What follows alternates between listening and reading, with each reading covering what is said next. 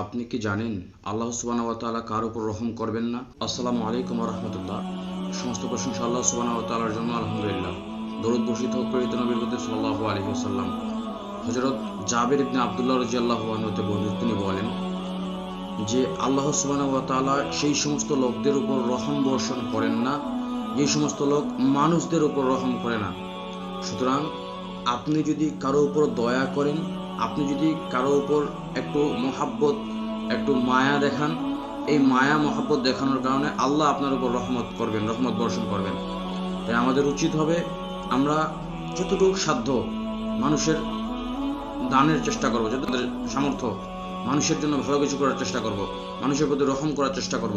এর মাধ্যমে আল্লাহ সুবহানাহু ওয়া তাআলা আপনার আমার জন্য রহমত বর্ষণ করবেন। তাই আসুন আমরা নিজেরা এবং যারা জানে না তাদেরকেও জানিয়ে দিব যে মানুষকে রহম করার মাধ্যমে আল্লাহ তাআলা আমাদের প্রতি রহম বর্ষণ করেন।